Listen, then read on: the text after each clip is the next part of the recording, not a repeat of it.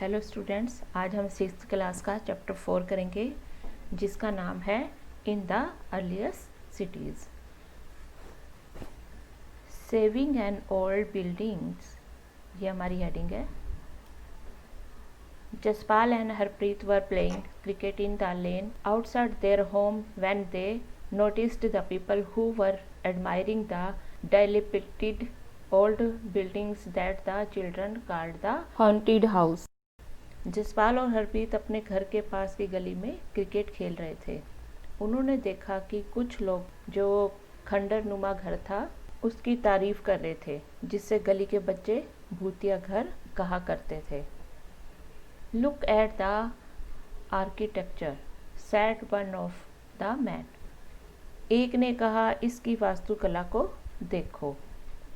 Have you seen the fine wood carving asked one of the women. क्या आपने कहीं लकड़ी पर इतनी सुंदर नक्काशी देखी है? दूसरी महिला ने पूछा। We must write to the minister so that she makes arrangements to repair and preserve this beautiful house. हमें मंत्री जी को पत्र लिखकर कहना चाहिए कि वह इस खूबसूरत घर को सुरक्षित रखने के लिए इसकी मरम्मत कराने की व्यवस्था करें। Why they wondered what anybody be interested in the old run down house। यह सब सुनकर जसपाल और जो हरप्रीत थे, जो इनके बातें कर रहे थे, तो वो सोचने लगे कि इस पुराने खंडर से लोगों को इतना लगाव क्यों है, वो इसमें इतना इंटरेस्ट क्यों ले रहे हैं। तो ये हमारा इस जो लेसन है हमारा, इसमें हमें हड़प्पा के बारे में बताया गया है कि हड़प्पा संस्कृति कैसे शुरू हुई, हड़प्पा कहाँ है, इसके बारे में सब कुछ बताया गया है। तो हड़प्पा की ये कहानी है। Very often old buildings have a story to tell. अक्सर पुरानी इमारत अपनी कहानी बताती है। नियरली 150 ईयर्स एगो, लगभग 150 साल पहले, जब पंजाब में पहली बार रेलवे लाइन बिछाई जा रही थी, तो इस काम में जुटे इंजीनियर को अचानक हड़प्पा पूरा स्थल मिला। Harappa in present day Pakistan, जो कि आजकल आधुनिक पाकिस्तान में है। उन्होंने सोचा कि यह एक ऐसा वाउंड है, मतलब खंडर है, जहाँ से उन्हें अच्छी ब्रिक्स मिल सकती हैं। और यह सोचकर वे हड़प्पा के खंडरों से हजारों ईंटें जो थी वो उखाड़कर वहाँ से ले गए। उन्होंने रेलवे लाइन बिछाई, जो उन्होंने ईंटें वहाँ से ली थी उससे उन्होंने रेलवे लाइन बिछाई। इससे कई इमारतें पूरी तरह जो नष्ट हो गई थी। हमारा अब नेक्स्ट पैराग्राफ है। Then about 80 years ago, archaeologists found the site and realized। उसके बाद लगभग 80 साल पहले पुरातत्वविदों ने इस साइट, इस स्थल को ढूंढा और तब पता चला कि यह जो खंडर है वह उपमहाद्वीप के सबसे पुराने शहरों में से एक है, क्योंकि इस नगर की खोज सबसे पहले हुई थी। इसलिए बाद में मिलने वाले इस तरह के सभी सिमिलर बिल्डिंग्स, जो जितने भी हमारे सभी पूरा स्थल थे, जो इमारतें और चीज़ें मिली, उन्हें हड़प्पा सभ्यता की इमारतें कहा गया। इन सिटीज़ का जो विकास था लगभग 4700 ईयर्स, 4700 साल पहले हुआ था। What was special about these cities? इन नगरों की विशेषता क्या थी? Many of these cities were divided into 2 or more parts। इन नगरों में से कई 2 या उससे ज़्यादा हिस्सों में विभाजित की गई थी। Usually the part of the west was similar but higher। प्राय पश्चिमी भाग छोटा था लेकिन ऊंचाई पर बना था। Archaeologists describe this as the citadel। पुरातत्व थे वो इसको नगर दुर्ग के नाम से पहचानते थे, बोलते थे। Generally the part of the east was larger but lower. और जो निचला हिस्सा होता था वो ईस्ट में होता था और उसे क्या कहा जाता था? नीचे के नगर निचला नगर के नाम से जाना जाता था। दोनों हिस्सों की चारदीवारी पक्की ईंटों से बनाई जाती थी। इसकी ईंटें इतनी अच्छी थी कि हजारों साल बाद आज तक उनकी जो दीवारें हैं वैसी की वैसी खड़ी हैं। दीवार बनाने के लिए ईंटों की चिनाई इस तरह करते थे जिससे कि दीवारें खूब मजबूत रहे। In some cities, special buildings were constructed on the citadel. For example, in Mohenjo-daro, a very special tank which archaeologists called the Great Bath was built in the area. कुछ नगरों के जो नगर दुर्ग में कुछ खास इमारतें बनाई गई थी। मिसाल के तौर पे मोहनजोदाड़ो में खास तालाब बनाया गया जिसे पुरातत्वविदों ने महान स्नानागार कहा। This was lined with bricks, coated with plaster and made watertight with a layer of natural tar. इस तालाब को बनाने में ईंट और प्लास्टर का इस्तेमाल किया गया। इसमें पानी का रिसाव रोकने के लिए प्लास्टर के ऊपर चारकोल की परत चढ़ाई गई थी। There were steps leading down to it from two sides, while there were rooms on all sides. इस सरोवर में दो तरफ से उतरने के लिए सीढ़ियां बनाई गई थी और चारों ओर कमरे बनाए गए थे। Water was probably brought in from a well and drained out after use. इसमें भरने के लिए पानी कुएं से लाया जाता था और निकाला जाता था और उपयोग के बाद इसे खाली कर दिया जाता था। Perhaps important people took a dip in this tank on special occasions. शायद यहाँ जो विशिष्ट लोग होते थे वो ही विशेष अवसरों पर यहाँ पे स्नान करते थे, नहाते थे वो यहाँ पर। Other sites such as Kalibanga and Lothal and fire altars were sacrifices many have been performed. Kalibangan और लोथन जैसे नगरों में अग्निकुंड मिले हैं जहाँ संभवतः यज्ञ किए जाते होंगे। And some cities like Mohenjo-daro, Harappa and Lothal elaborate storehouses. Harappa, Mohenjodaro और लोथल जैसे कुछ नगरों में बड़े बड़े भंडार गृह मिले हैं। अब हमारे पास ये इधर मैप, ये देखो आपको ये दिखाया गया है।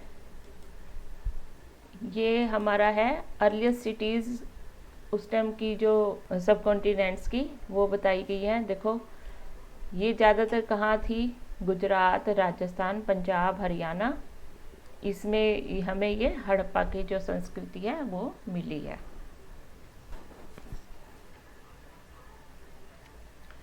Houses, drains and streets.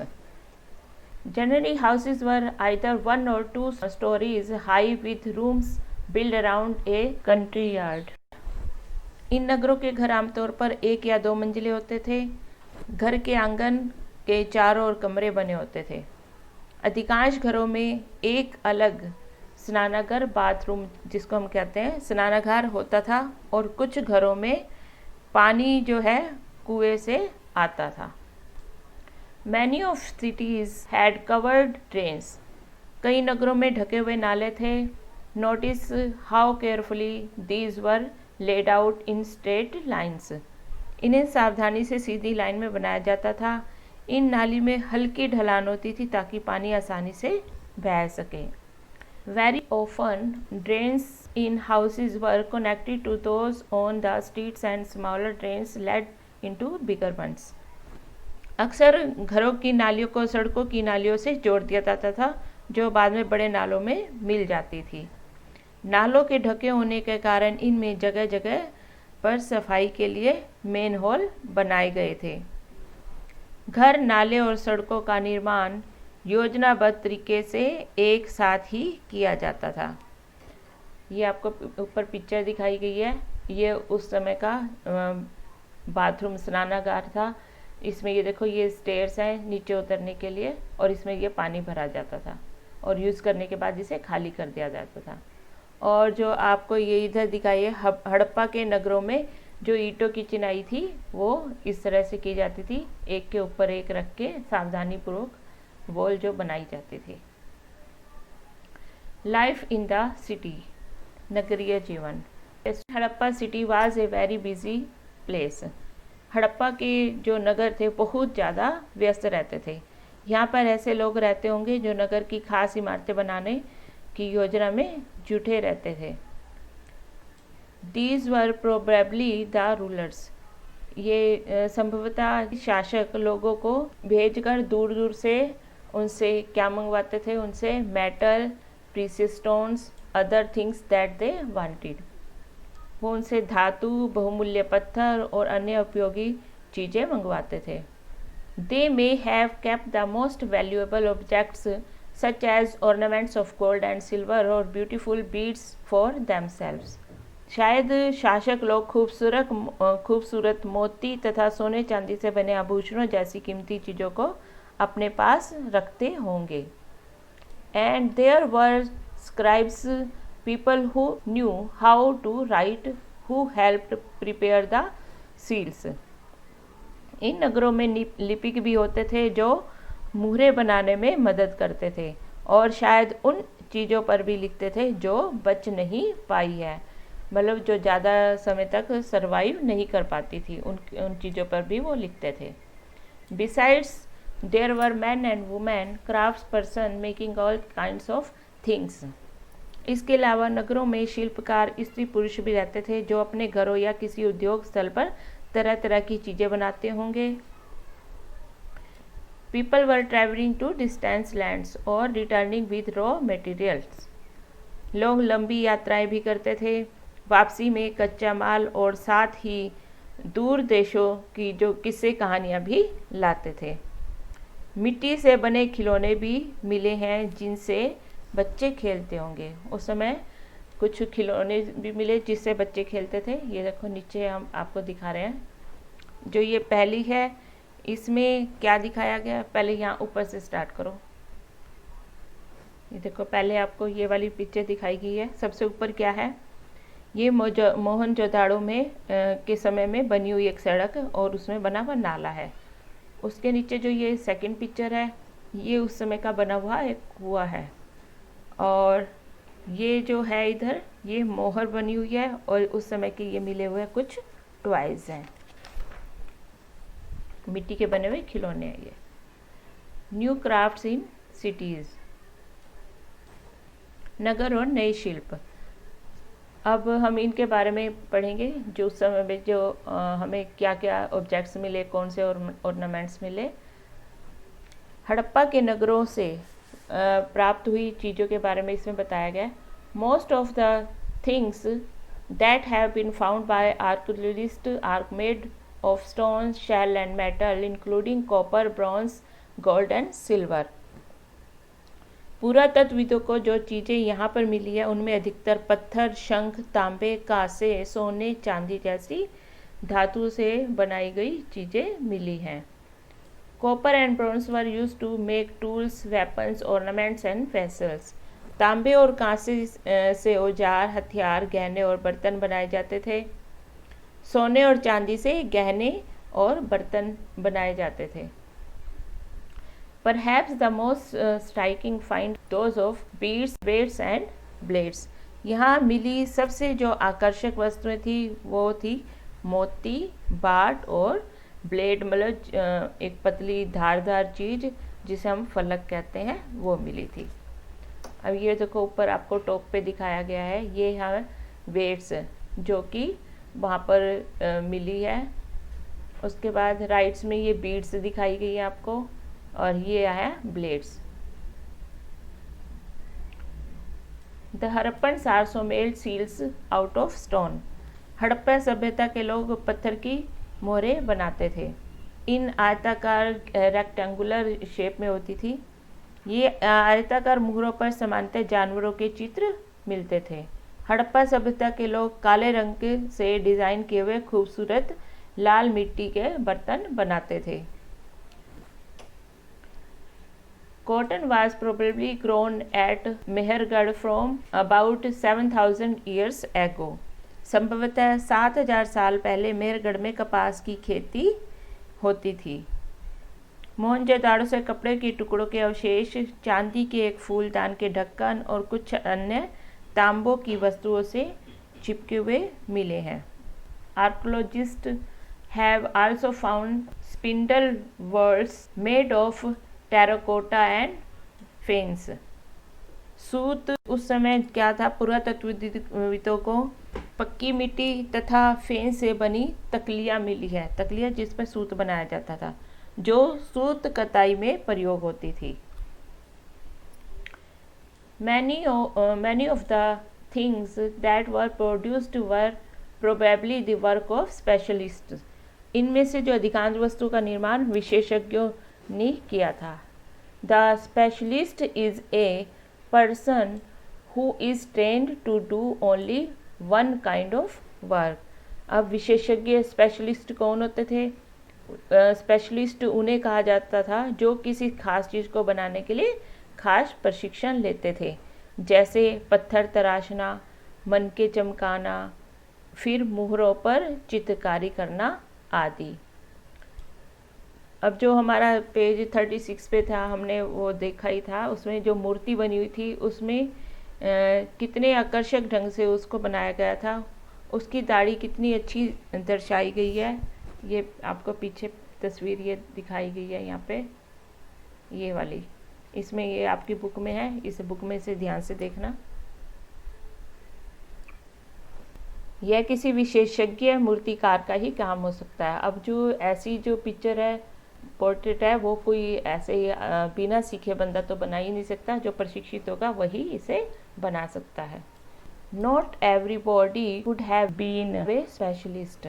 हर व्यक्ति जो है विशेषज्ञ भी नहीं हो सकता। हमें यह कैसे पता चलता है कि क्या सिर्फ पुरुष ही ऐसे कार्यों में प्रशिक्षण हासिल करते थे या फिर उस समय केवल महिलाएं ही? शायद कुछ महिलाएं और पुरुष दोनों ही इस काम में जो स्पेशलाइज थे, दक्ष थे। In search of raw materials, कच्चे माल की खोज में। Raw materials are substances that are either found naturally such as wood or ores of metals or produced by farmers or herders.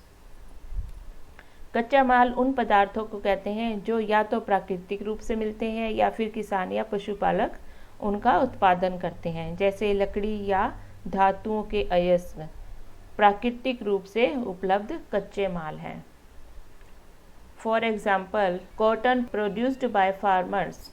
For example किसानों द्वारा पैदा किए गए कपास को कच्चा माल कहते हैं, जिससे बाद में कताई बुनाई करके कपड़ा तैयार किया जाता है। हड़प्पा में लोगों को कई चीज़ें वहीं मिलती थी, लेकिन तांबा, लोहा, सोना, चांदी और जो प्रीशियस स्टोन्स मतलब बहुमूल्य पत्थर जैसे पदार्थों का वे दूर दूर से आयात करते थे, दूर दूर से उन्हें लाते थे। The Harappans probably got copper from present day Rajasthan and even from Oman.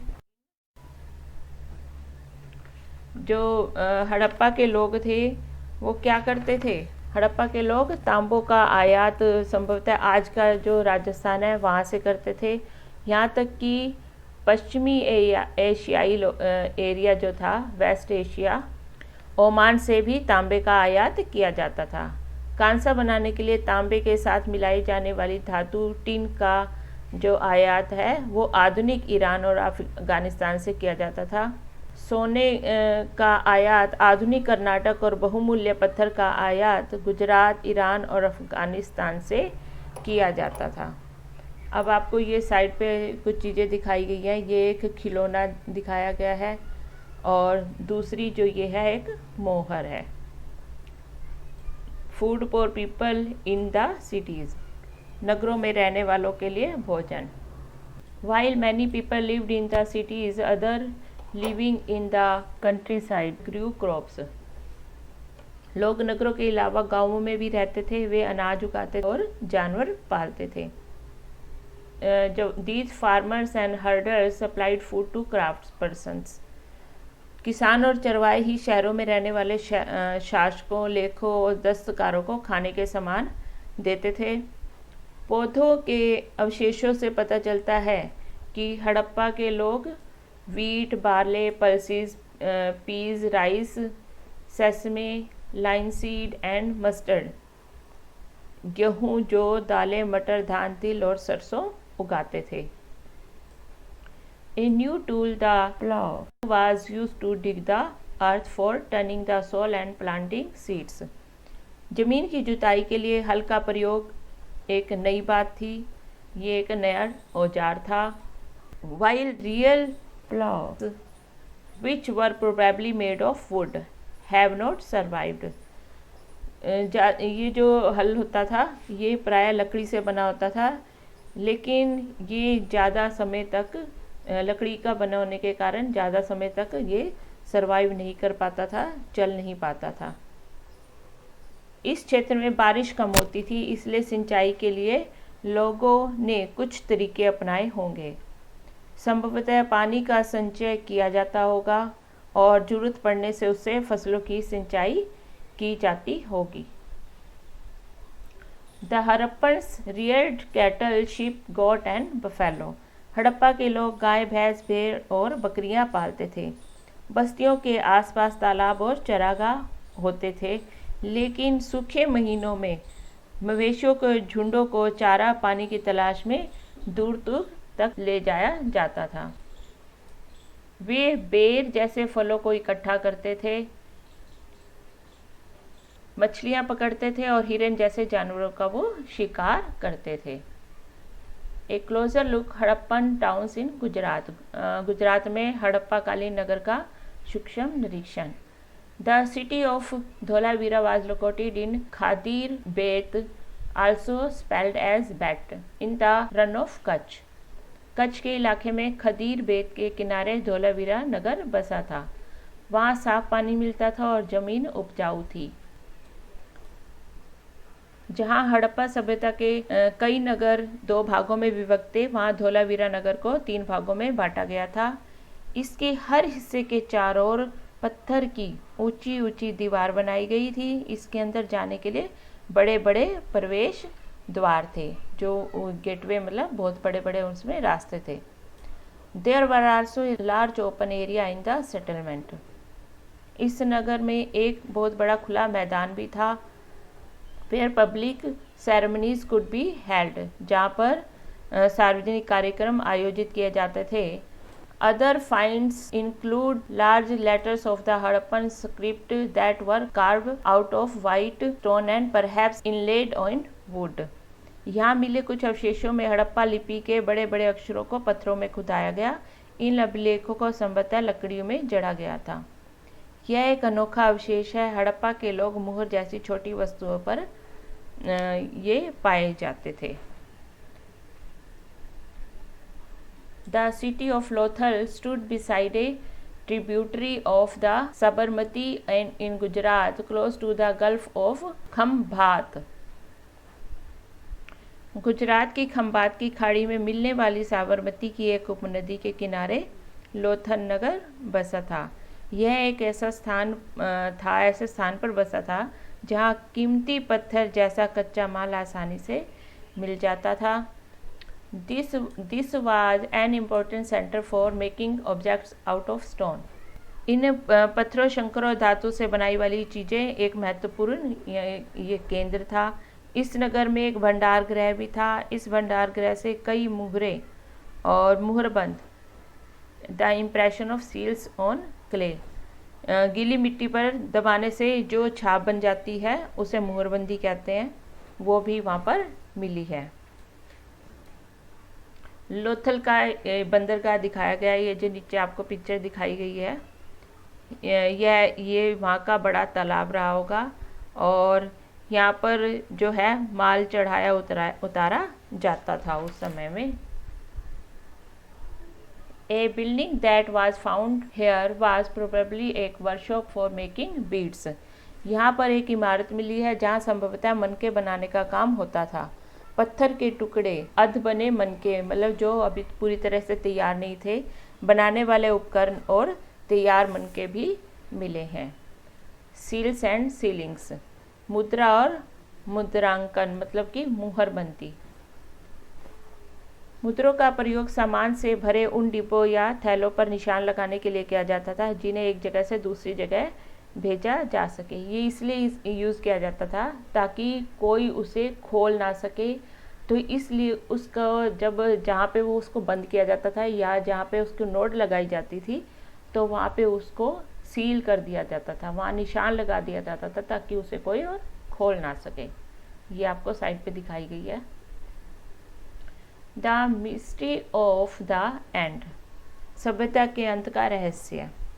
लगभग 3900 years ago we found the beginning of a major change. लगभग 3900 साल पहले एक बड़ा बदलाव देखने को मिला है। अचानक लोगों ने इन नगरों को छोड़ दिया। People stopped living in many of the cities. उन्होंने वहाँ पे रहना छोड़ दिया। Writing, seals and weights were no longer used. लेखन, मुहर और जो बाटों का प्रयोग था वो बंद हो गया था। दूर दूर से कच्चे माल का आयात काफ़ी कम हो गया था। In Mohenjodaro we find that garbage piled up on the streets. Mohenjodaro में सड़कों पर कचरे के ढेर बनने लगे। जल निकास प्रणाली जो थी, पानी जो गंदा पानी निकालने की ड्रेनेज सिस्टम था वो टूट गया था और सड़कों पर ही जो छोटे छोटे झुग्गी नुमा घर बनाए जाने लगे थे। Why did all this happen, यह सब क्यों हुआ, इसका अभी कुछ पता नहीं चला, इसके लिए श्योरिटी कोई नहीं है। Some scholars suggest that the rivers dried up, कुछ जो विद्वान थे उनका कहना था कि नदियाँ सूख गई थी, लेकिन कुछ अन्य का कहना था कि जंगलों का विनाश हो गया था, जो डिफोरेस्टेशन हो गई थी, जंगलों का विनाश हो गया था। इसका कारण ये भी हो सकता है। और ईंटें पकाने के लिए ईंधन की ज़रूरत पड़ती थी, तो वो भी उनको उस समय में नहीं मिल पा रही थी।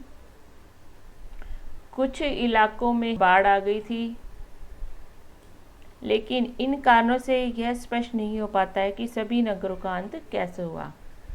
हमें उस समय पर यह नहीं पता चल पाया कि इन सभी नगरों का अंत एकदम से कैसे हो गया, क्योंकि बाढ़ और नदियों के सूखने का असर सिर्फ जो है कुछ इलाकों पर ही होता है। ऐसा लगता है कि शासकों का नियंत्रण खत्म हो गया था।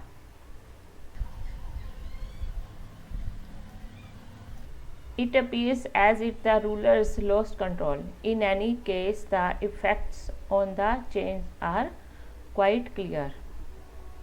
ऐसा लगता है कि शासकों का नियंत्रण समाप्त हो गया था। जो भी हुआ हो, परिवर्तन का असर बिल्कुल साफ दिखाई देता है। Site in Sindh and West Punjab, present day Pakistan, were abandoned. आधुनिक पाकिस्तान के सिंध और पंजाब की बस्तियाँ अबंडन मतलब उजड़ गई थी। While many people moved into newer smaller settlements to the east and south. कई लोग पूर्व और दक्षिण के इलाकों में नई और छोटी बस्तियों में जाकर बस गए। New city emerged about 1400 years later. You will read about them in chapter 6 and 9. जो 1400 साल बाद नए नगरों और विकास हुआ, उनको हम आगे लेसन 6 और 9 में हम उनको पढ़ेंगे। Elsewhere, find Egypt UN Atlas, हमारे पास जो एटलस है उसमें आप उसको इजिप्ट को ढूंढो। Most of Egypt is a dry desert. Egypt जो है ये ज़्यादातर क्या है, अधिकांश भाग इसका कैसा है, रेगिस्तानी है। Around 5000 years ago, kings ruled over Egypt. These kings sent armies to distant lands to get gold, silver, ivory, timber and precious stones. लगभग 5000 पहले जिन राजाओं ने मिस्र पर शासन किया, इन राजाओं ने सोना, चांदी, हाथी दांत, लकड़ी और हीरे जवाहरात लेने के लिए अपनी सेनाओं को दूर दूर तक भेजा। They also built huge tombs known as pyramids. इन्होंने बड़े बड़े मकबरे बनवाए जिन्हें पिरामिड के नाम से जाना जाता है। When they died, the bodies of kings were preserved and buried in these pyramids. राजाओं के मरने पर उनके शवों को इन्हीं पिरामिडों में दफनाया जाता था। These carefully preserved bodies are known as mummies. इन शवों को मम्मी कहा जाता है। इनके शवों के साथ और भी अनेक चीज़ें दफनाई जाती थी, जिसमें a large number were also buried them, बहुत सी चीज़ें दफनाई जाती थी। इनमें खाद्यान्न including food, drink, clothes, ornament, utensil, musical instruments, पेय, वस्त्र, गहने, बर्तन, वाद्य यंत्र, हथियार और जानवर शामिल है।